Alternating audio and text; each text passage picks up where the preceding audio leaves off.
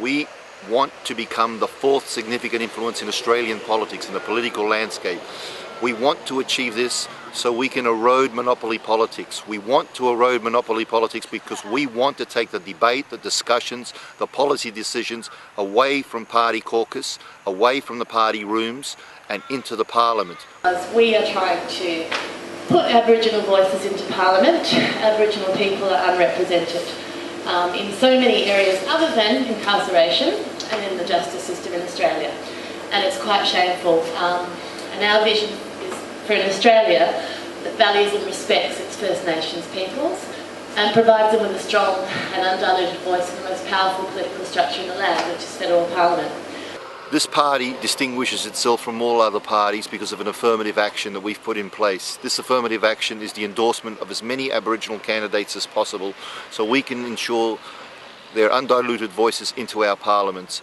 We're on Noongar country, so what we'd like to see is Noongar language being taught in schools. You know, Noongar language, it's still alive. A lot of us still use it. About Aboriginal history.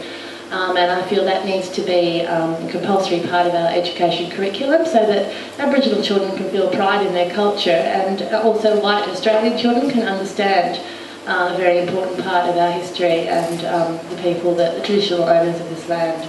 And just one other thing on that point is Jerry Georgiatos, who is our lead Senate candidate. He was the Murdoch University Guild president. He lobbied very hard for a compulsory Indigenous studies at tertiary level to be introduced, and that the first of that kind has actually been introduced at Murdoch University as a result of Jerry's work on that. Oh my God, Christian Porter wants to name and shame young people. Now, you know what I mean? Like, what kind of a start is that? What they need to be doing is they need to have more programs for young people. They need to have more services available for young people. You know, like our young ones, you know, like they're broadening their minds and they're learning about life and they've got all of these experiences that are being thrown at them and it's like, well, how am I supposed to deal with it? You know what I mean? There's no real outlet for them besides their friends. And if their friends are getting up to mischief, well, then they're going to join them. But if their friends have got like this wicked like youth space place or something and it's like, yeah, come down here, you know, like we use the computers, we've got like a music workshop and all of this kind of stuff, like that would be awesome for our youth. In 8 months we've achieved a membership that no other political party in Australian history has ever achieved. In 8 months we've grown to 3,300 members and we have many more waiting on the cultural wave. And a cultural wave of change is what we need in this country to alter for the positive, the political landscape. And so what we'd like to see is more healing centres. You know, more natural medicines being used.